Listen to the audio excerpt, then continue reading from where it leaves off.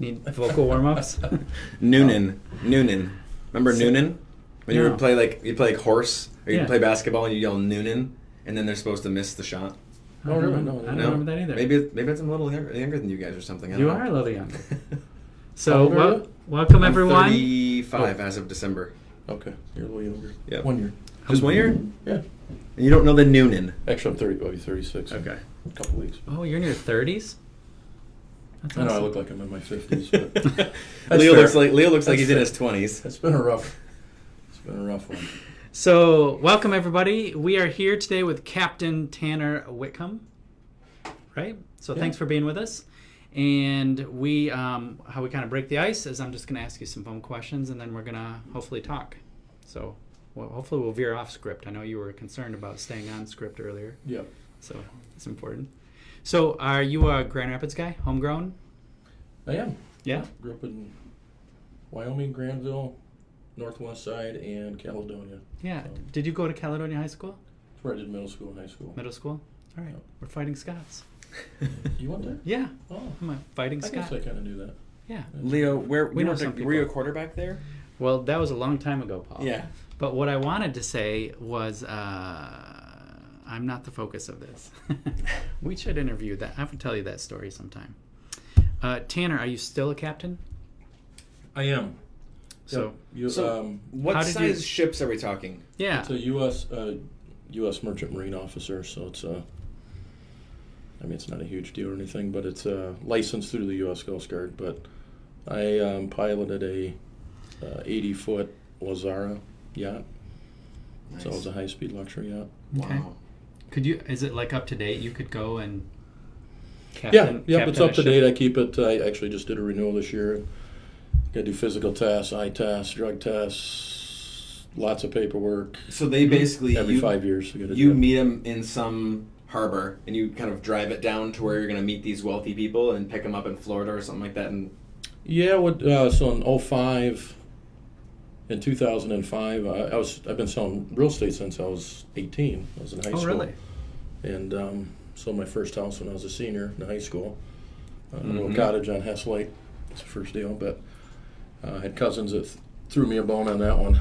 Yeah. Needless to say, I didn't sell a whole lot of real estate when I was in my teens, but yeah, 2005, I had an opportunity to train underneath a captain. He had pancreatic cancer, and take over for him eventually for a wealthy couple down south in Fort Myers area there. And they, about the time I got down there, purchased a bigger boat, 80-foot Lazara. If anybody listening's interested in boats, you can check it out. Do a 2005 80-foot Lazara Sky Lounge. I think it was like $4.5 million boat. something like that. nice. So Wow. Do you own a boat? I have a small aluminum fishing boat. Okay, perfect. I fish the Manistee River, so that's my yacht That's now. great. So you said you're licensed when you're 18, and then you did other things in life. When did you tell us how you got started back into like full time real estate? Because I know you're an associate broker. What year was it when you said, "Hey, I'm going to make a run at this"? Back in my teens, early 20s, I was going to college, Mhm. really full time, like 16 credit hours, and selling real estate. I was doing okay. For a college kid making 35 to 50K a year, Yeah. that was all right at that time. And then did the yachting thing. Had somebody up here who was taking care of real estate business for me. I had some stuff going down. And did that. And got back from the yachting gig. My wife joined me down there. She's my fiance at the time, as a chef for a while. We both decided it's neat living the lifestyle. It's rich and famous, but it's just Absolutely. not us. Time to get back to family and get back to real life, so to speak. So we came back in 2006, and by then the economy was starting to crumble. So I did some property management for a while just to make ends meet. Mm-hmm. I was selling real estate, of course, still. Mm-hmm. During that period of time, I did a lot of foreclosure, short sale stuff. It wasn't fun. I was coming home cranky, depressed. Mm-hmm. I kept through it. I stuck with it, but during that period of time, I thought, well, I just don't want to have all my eggs in one basket. So I started an insurance business, P&C, home and auto, business insurance. Started doing that, working with an independent agency. And at that time, I took a position as a Marine deputy with Kent County Sheriff's Department. And so I did all 3 of those, working probably 80, 90 hours a week for a number of years. And then when we found out we were going to have my first daughter, I resigned from the Marine deputy gig. And gosh, I forget, I was 29, 30 years old, something like that. Well, 30 when we had Savannah. Did that. Did the 2 together for quite a while. I think it was probably my daughter, to answer your question. Had my first kid. It was like, you know, I was always, you know, for a bit there in the 20s, you know, during that time period, I think in many people's lives, you're trying to figure out who you are and what you want to do and you know, all that kind of stuff. And finally realized, hey, I'm a real estate agent. Not more, there's worse things I could be, I guess. So anyway, that's when we really got serious, kind of hunkered down with it.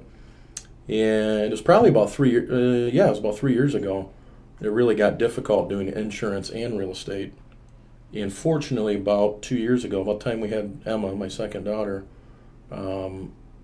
Lake Michigan Credit Union purchased the agency that I sold insurance through. Oh. And I got bought out. Okay. So it was just perfect. Yeah. And Sweet. had a really nice guy who took over my book of business and was taking really good care of people. So that was a good transition. So yeah, it was about 30 when I started to get really serious. That's also about the time we got really consistent with I would say throughout the 20s they were kind of erratic with marketing and image, that kind of stuff. Really kind of started to get things pretty consistent at that point. So you're all in on real estate right now. No other side hustles. That's all I do. Okay. What's your that I can legally disclose. So what are your plans for 2019? What's your game plan? Do you have a game plan? Survive. Yeah. No, it's a good question. Are you someone that maps out a plan, or do you just kind of like keep focusing on those relationships? And I have a plan. You know, my plan the last couple of years really been as you know, the father of 2 daughters. Yep.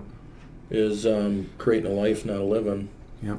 And I focused on creating a living for a long time, much to the demise of my own health and other things.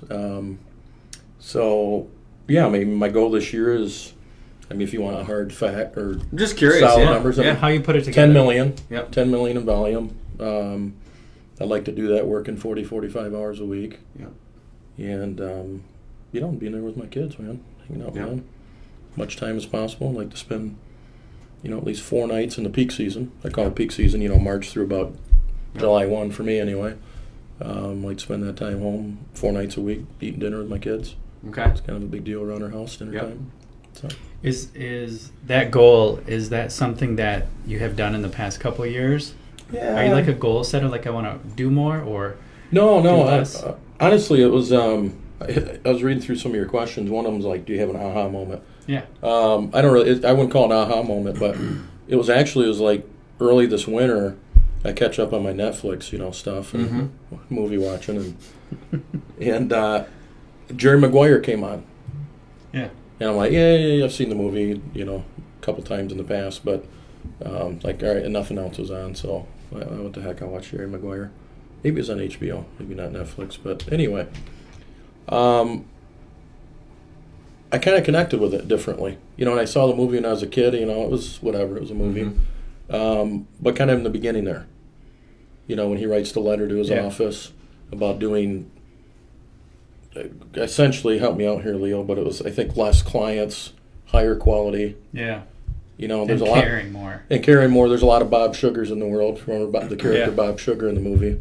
And, I guess the vision for me selling real estate would be more like Jerry Maguire, so to speak, in the movie than be a Bob Sugar. There's plenty of Bob Sugars in our business. Yeah.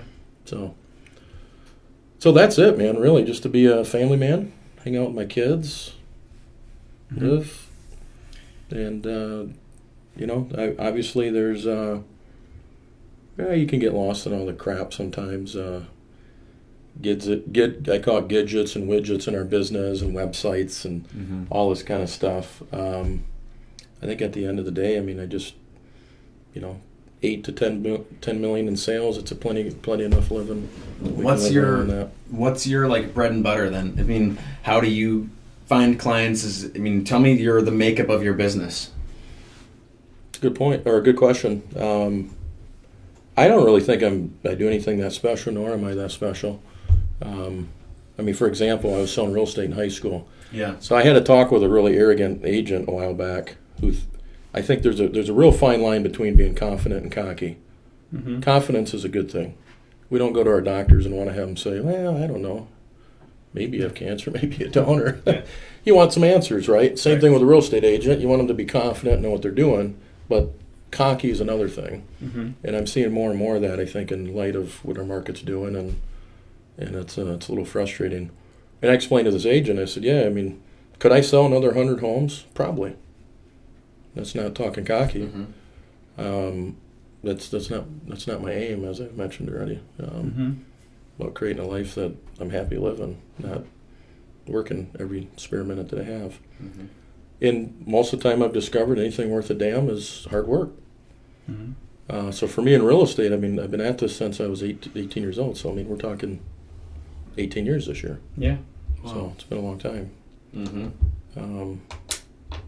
What was the question? The question was just like, some people are you said you don't mess with gadgets and widgets. Yeah. And some people are always on social media or always on Instagram or always doing this and doing that and sending out this and sending out that. So what do you do? I think what I do, it's really, honestly, it's quite simple. I send out a mailer every month. The database probably about 700, 750, I think it is now. 750 people. What we do is in December we meet with a marketing person or printing company, lay out what we want done every month. Mm-hmm. My wife Kelly then every month sends them the updated address list from our database. Okay. Because it changes, obviously. Yep. People move, die, whatever. And they get a piece of mail every month. Okay. Every year we do a Christmas card, new picture, so you can see my kids growing and all that. And then January I send out a letter that's kind of I call it my State of the Union, but hey, this is what's new in my life. Here's my predictions for the market coming forward this year. Stuff like that. The other part is I'm not. It'll look like I am, so I'm letting out a little bit of a secret, but active on Facebook. Mm-hmm. It's my wife. We have a shared account.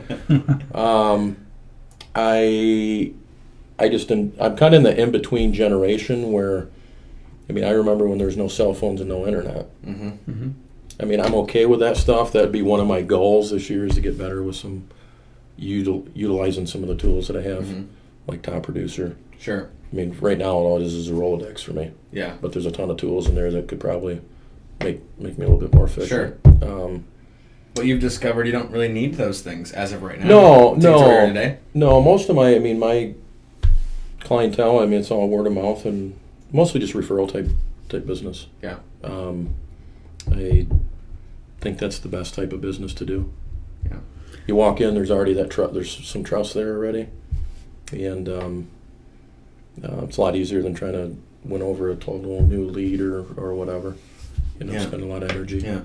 I would say of appointments I go on, I get 95% of them because it's a referral. You've been invited over. Yeah. Yeah. Can I ask a question? What you also have you have a humble spirit, but what is the one thing in real estate that you think you do really well at? What are you good at? Some people are like pricing or control freaks or gift and gab. What is it you think you do well?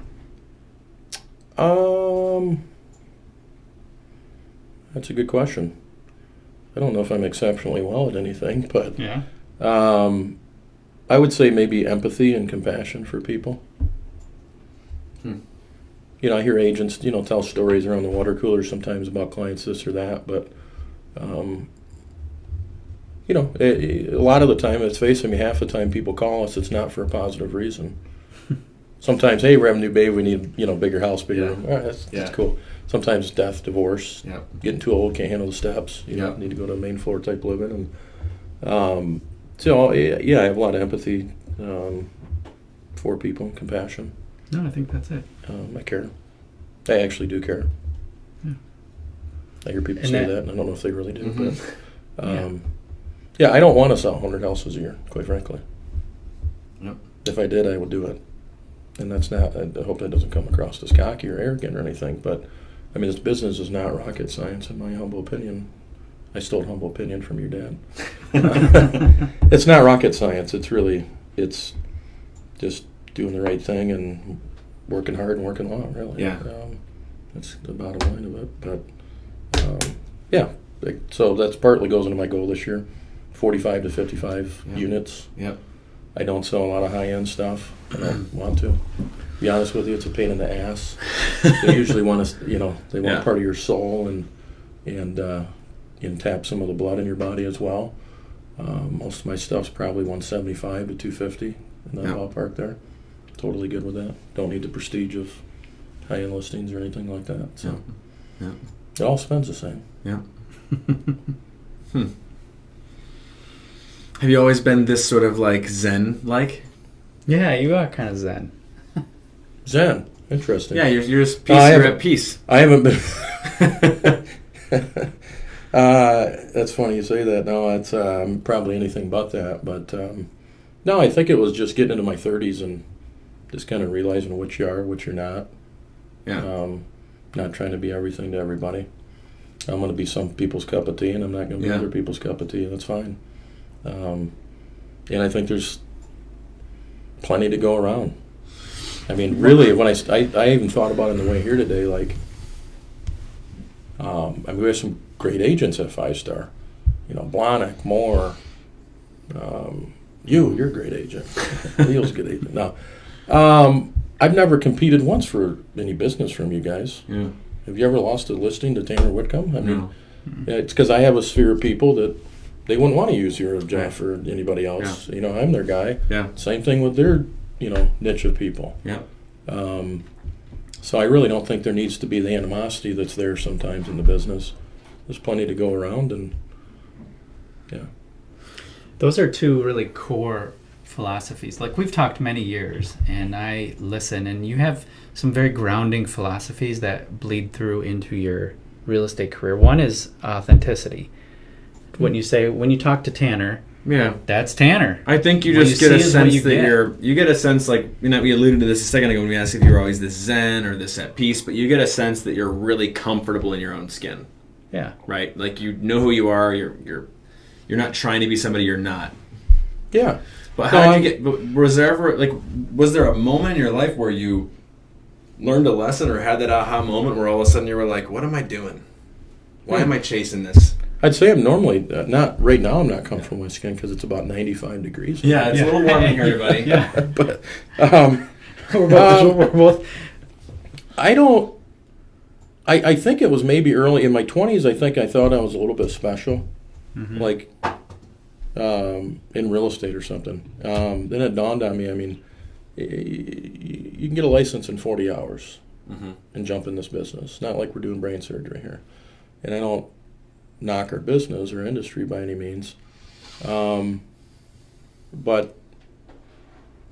I guess part of when I was working in the yacht business down south, I was really a glorified taxi cab driver, or a servant, really.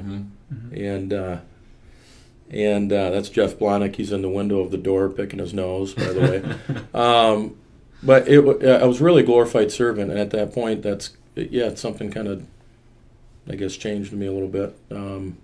Having children does it as well. If I can make as much money digging ditches, of course my lower back's starting to not be as great in my older age now, but I dig ditches. I mean, I'm not too proud to do anything. I think it was Betty Ford, I believe, that said it best, that nobody's too good to clean toilets when she was in rehab. And would you say your clients, that I would think that bleeds through to your clients, that you're going to help them, you're not better than them, you're not smarter than them, you're going to serve them in a way.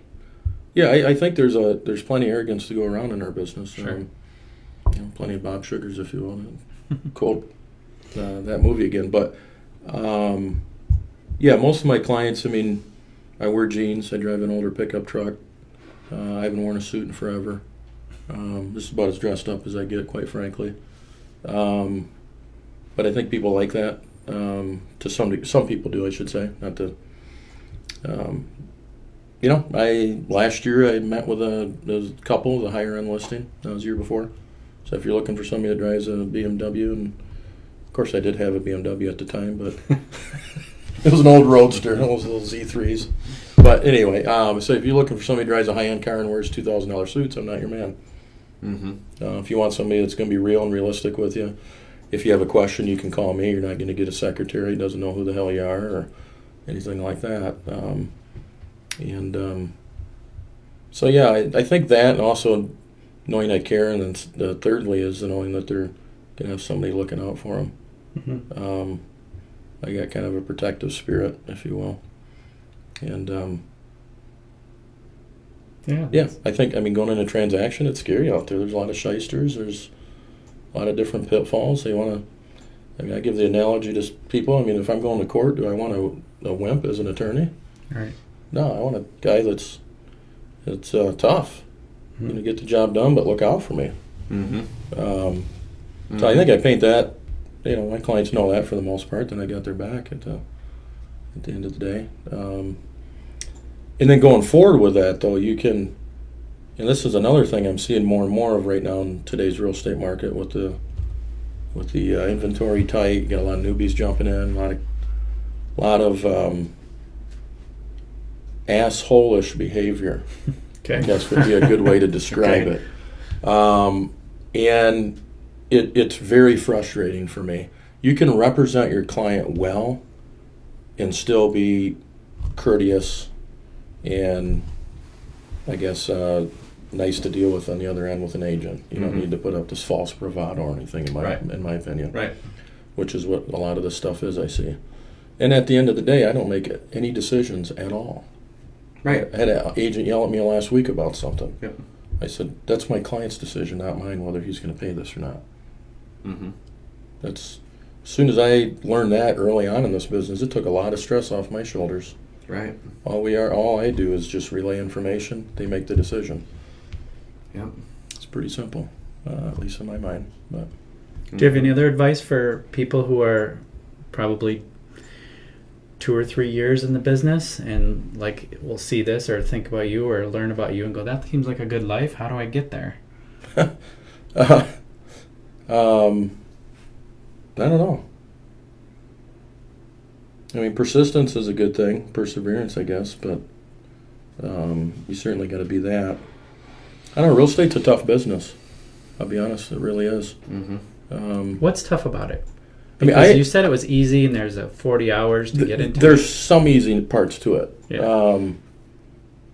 Now, and obviously Greg Carlson probably doesn't want me to say this on this live thing, but I personally, I don't know if I'd recommend the business to anybody I love anyway. Mm-hmm. It's a tough racket to be in. I've laughed, cried, yelled out in anger. All kinds of stuff around this business. Family members using another 8, buying a house at an open house. Mm-hmm. All this heartache and stuff, and I love it. I've been doing it since I was a kid. I don't know. It's the best way I know how to feed my family. I like the freedom and flexibility it gives me. What other business can you be in and have control of inventory and not have it, essentially millions of dollars, right, of inventory, right, and not have to pay the monthly bill on it or buy it to begin with? Or, right. It's a unique business in that regard. I think it's one of the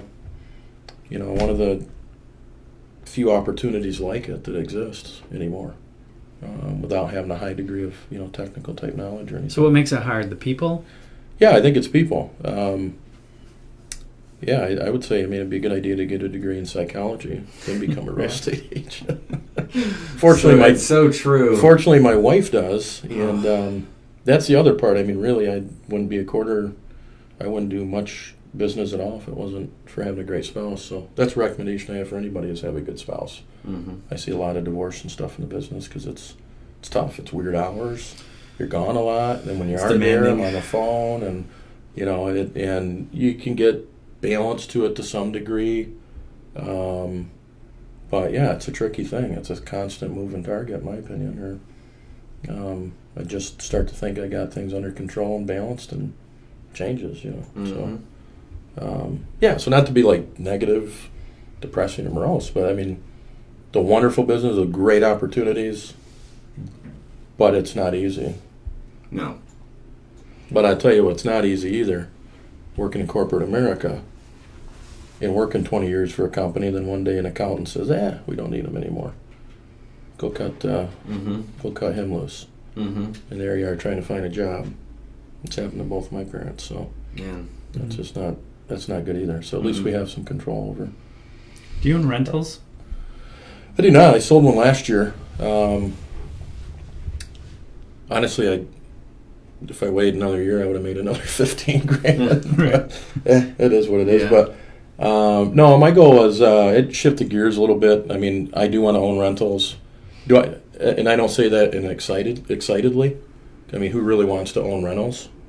I want the positive end of owning them, right? Right. I mean, income coming in, the investment. Yeah. But I mean, it's a pain. Right. But it's also a pain in the butt turning 60 or 65 and not having any money coming in and still have to keep, working hard. So yeah, I think anybody in the real estate business should. I think obviously it's good to practice what you preach, and I believe in real estate. So yeah, I intend to buy rentals right now. I think it's just stashing, saving money. Yeah, it's good. I mean, there's deals in every type of marketplace, but sure, it's as everybody I'm sure would agree with me, it's a little far and few between right now. Mm-hmm. Some of the numbers on some of them just aren't making sense to me. All right. So that's kind of where I'm at with the rental thing. Keep saving my money. Wait for things to calm down a little bit, and they will. Mm-hmm. It's common. So what does an average day in the life of Tanner look like then? Do you like start the day at 8:30? Do you start making? I wake up, Red Bull and cocaine. Okay, so you hit it hard. I hit it hard. Gets me jarred. Gets me moving. No, to be honest with you, I have certain routine. Like I'm very habitual, but then on the outside of the core of that is a lot of variety. I really have a hard time with too much routine. Mm-hmm. I'm not real, I would say, disciplined in that regard. I don't get up. Kind of a trait amongst realtors is like wanting a little variety, right? Not maybe, we all think routines are great, but it's kind of hard to. There's certain people who are wired that way, right? Where they wake up every day, granola, then this, and then that, and off to the races. But yep, that's good, and that's great for people that aren't. I mean, that's awesome. My hats off to them. It really is. And I mean, repetition, is the key to mastery, as I've read and whatnot before. So I mean, I get up at different times, just about every day. Generally 8ish, usually before, as I got little kids, they're like little roosters. They get up at the crack of dawn. So I usually don't really get going until probably about 9 or 10, to be honest with you. Mm-hmm. But most of my clients are at work too. Mm-hmm. A lot of it's just the business type stuff, getting documents to lenders. And do you like exercise? Do you feed your mind? No, I don't. I should exercise more. I generally eat breakfast first. That's the first thing I do. Mm-hmm. I used to never drink coffee. I'm drinking lately, just been into coffee for some reason. But then I usually check emails and that starts the day. Seriously, yeah. It's usually I work out of a home office, so afternoon I usually do something around the house, and then get back to real estate when people start getting out of work and whatnot. And zero prospecting, right? You're not picking up the phone, making cold calls. Yes and no. I consider myself kind of working like a weird second shift, if you will. That's worked okay for me, and it seems to jive well with other client schedules and whatnot. But I do. I make at least, I would say, 5 to 10 calls a week, just with people I haven't seen in a while. Okay. Some people would be awkward. For me, it's not. I just call, hey, Paul, how you doing? Yeah. Hey, I was in your neighborhood this week. Yeah. Just thought about you and you and your wife. And I thought I saw you driving by. Did you go past a couple of times? I did. I'm stalking you a little bit. And hey, is the house working out okay? How's the kids? Blah, blah, blah. So I do. I'm on the phone a lot. Mailers, Facebook. Yeah. Pretty basic, right? Yeah, I mean, we don't push a lot out on Facebook, but one thing we do on Facebook is look for, my wife's on there constantly looking for cues. Mm-hmm. People don't care about, I listed another home on Main Street, Right. Come check it out. Yeah. We don't, I put it on our business Facebook page, but not my personal. We just kind of keep just to what we're doing. Yeah. For the most part. And But my wife does look for cues on Facebook. Hey, Paul just had another kid. They're going to probably need a new house, right? Bigger house. So then she'll let me know. Hey, so they're looking for So I'll reach out painters in a nice way. Maybe they're getting ready to sell. I mean, there's some parts of this job. I mean, people know when I call. Half the time what I'm up to, right? Mm-hmm. I mean, I may as well call and say, hey, I'm calling really because I do care about you and I want to see who you are or see how you are. But also there's the other part of it, yeah, this is how I feed my kids. And if you have a real estate need, great. If not, that's okay too. Can come off as cheesy, I guess, once in a while. But yeah. But they know you. They like you, right? You're not calling random people, are you? No, I don't do cold call or any of that crap. And Zillow. Yeah. No, I think, unfortunately, there's no one doing that, in my humble opinion. The cat's out of the bag on Zillow, but we are absolute idiots, our industry, for giving up our data like that. I mean, granted, it was going to come, but at least we should have invented. Well, it, in my it reminds me of the old Amtrak story when all of a sudden there was this guy who created a vehicle, like a personal vehicle, Ford, right, or whatever. So Amtrak was the king of transportation. They could have purchased Ford, they could have purchased GM, they could have bought every single car manufacturer that existed and owned the industry. But they kind of was like, well, that'll never happen. They'll always need us. That's never they're not. There's never going to be a day when every single person's going to own a vehicle, let alone 2 or 3 vehicles. So you look at Amtrak now, and they're just limping along. But at one point in time, they were it, man. That's a good story. And so one thing that I think we maybe should have done as an industry, and this goes back to the fractured MLSs that we have and our fractured associations, NAR, MAR, GRAR, GCAR, WIMLAR. I mean, you name it. There's a million. There's nearly as many associations as there are realtors, and we all believe that we're equally important. But if we would have pooled our resources together, we could have bought Zillow. We could have bought Trulia. Mm-hmm. We could have owned Realtor.com. We don't own Realtor.com. I don't know if you guys know that. We don't own that. Yeah, it's a private. Yeah, privately owned. Thought that was bizarre. So I do think that we dropped the ball there a little bit. I do think that that if we would have had leadership that was focused on what's in the future, what should we be prepared for versus jockeying for roles and positions and titles, maybe we could have focused on the future and we would have been able to see this coming. But good point. I think that's where we really screwed up was, as you said, either invented it or just bought it. Yeah. We have enough buying power as an association, as a national association. You take 1 million members, multiply it by our dues we pay, figure out how much money they're earning, probably $100 million to $150 million a year. Yeah, you can finance $1 billion purchase with that, maybe. Sure. Every year. Yeah. Every year. Yeah. No, it is what it is. I mean, there's no. I don't fear that Zillow's going to take over. I mean, just the mechanics of it. I mean, at least for the next 20, 30 years or anything. You try to picture just totally removing real estate agents from the equation. Well, just people are working. They don't, to show houses and just the whole process. Could it marginalize us somewhat, possibly? Well, the public doesn't really understand that the information that Zillow's getting is actually from realtors. So realtors used to sort of kind of wield the listings, right? We kind of controlled all the listings and we would share them, but now all of a sudden that's not our value any longer because Zillow provides that. Mm-hmm. It's just a perception shift. But it is. That's where like I'm seeing a lot right now, agents out there who are 1-2 years in the business. They're trying to create these teams. Learn how to sell frickin' real estate before you go try and develop a team and have crappy service and everything else. I say that a little aggressively just because I've had some frustrating encounters recently, but nobody knows what's going on and stupid stuff. I think if we keep this push towards trying to do more and more volume and kind of a McDonald's approach to the business, if you will. I think I don't think we're heading towards a great end there. Versus if we instead, Cygnus Restaurant, Grand Rapids. They sell burgers, I think, to my knowledge. They probably will continue to do so. Sure. Yeah, there's lots of places. And McDonald's does, but there's Yeah. a big difference between the ambiance, the service, and everything else. Yep. And I think that I agree with. I don't know if it was Five Stars meeting or something through GRAR, but a while back. The greatest threat to our industry is ourselves. The varying degree of service and skill and everything else. There might have been a 5-star meeting that we had. About teams?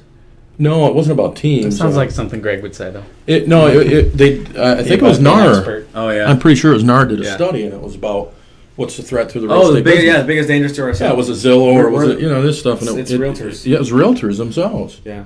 And I'm not trying to say that I'm the end all or that I'm that great or anything. I'm not.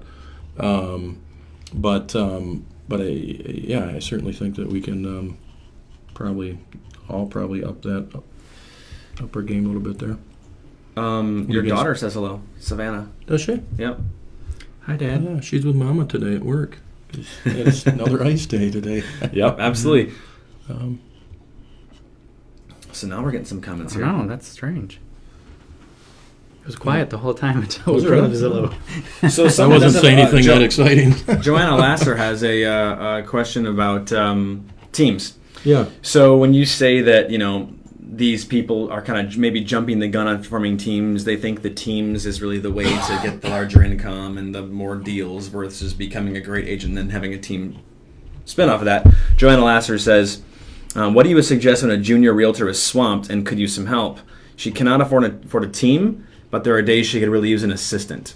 She's working with 16 buyers at once currently, and she's still soliciting listings. I'd be honest and telling you, I couldn't handle 16 buyers. Yeah. That's crazy. Yeah. That's a lot. So kudos to you there.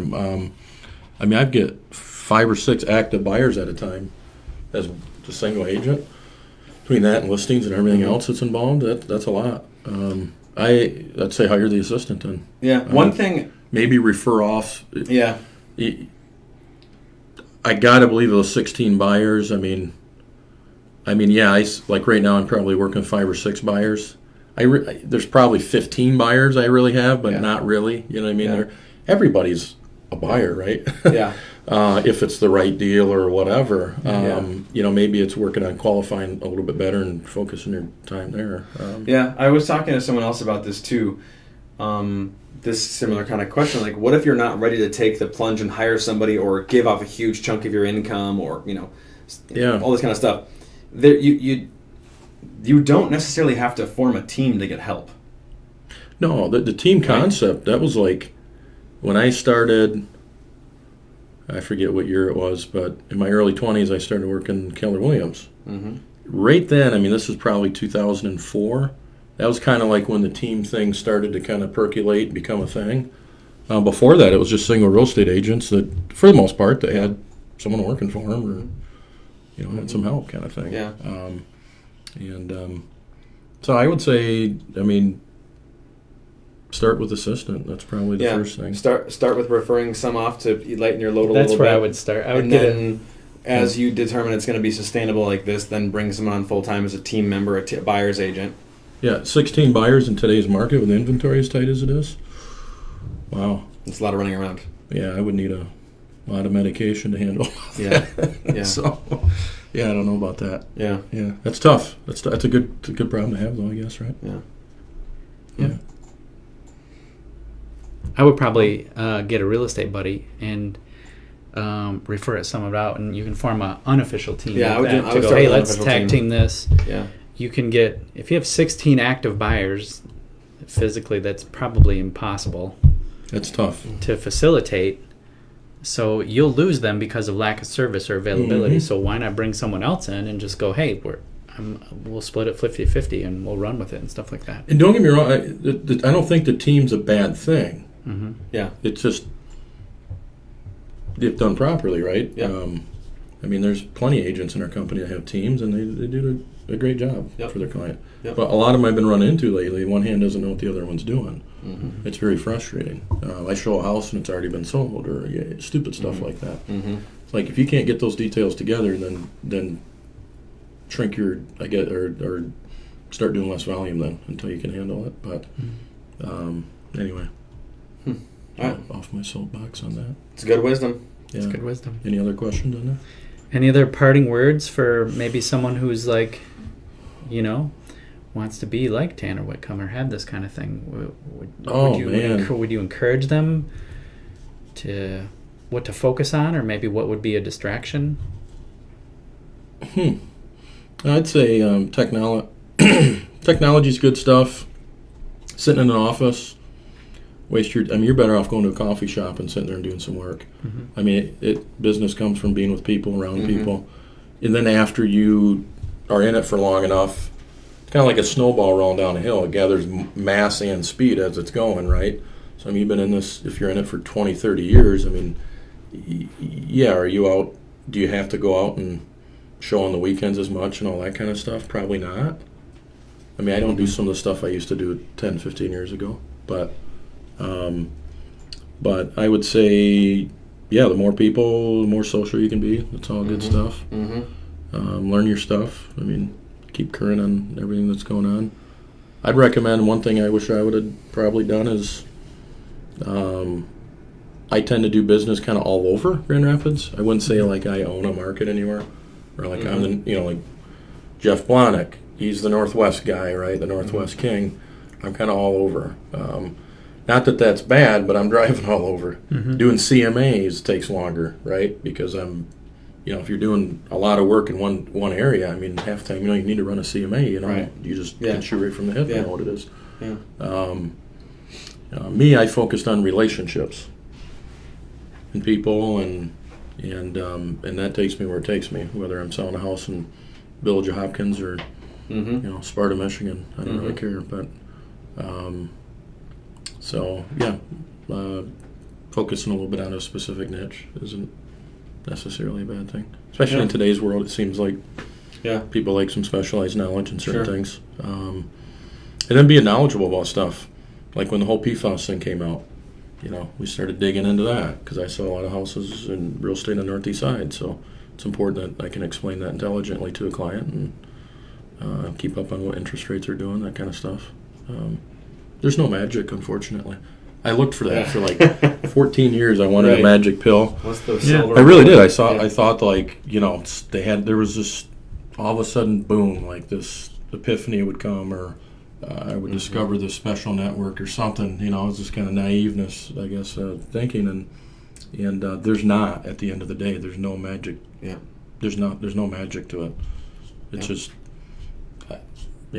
I don't consider myself that great of a success, but I've been doing it for a long time and consistent at it, and and eventually, I had somebody ask me that a while back. I said, well, I've been doing this almost 20 years. If I wasn't making 6 figures by now, you'd probably go, maybe that's not the business to get into after 20 years. Right. Right? Yeah. It's but it's not rocket science. Be nice to your other agents too. Yeah. I try to be. Again, you can represent your clients well, but still be courteous and professional, and remember, 2 weeks later you might be working in another deal with that same agent again. So. Well, great. Tanner, thank you for your wisdom. Thanks, Tanner. Thank you for sharing. Hope it was helpful. So I'm going to cross table high five. Yep, that's what you do. Yeah. Give you one. Just one. Okay. One touch. That's fair. ET. That was a little weird. Well, thanks. I'm not sure. Do you know who we're having next week? I do not. Okay. Tim Updike. Tim Updike. Tim Updike. Do you know Tim Updike? No. He's a Muskegon. Very interesting guy. Very Cool. fun. Yep. Very cool. He's got big dreads. Oh, I dig it. Yeah. That's awesome. I was going to be a hippie at one time, you guys. You were? Yeah, I was. I was kind of going down that path, and then I realized it just didn't pay a whole lot of money, so time to figure something else out.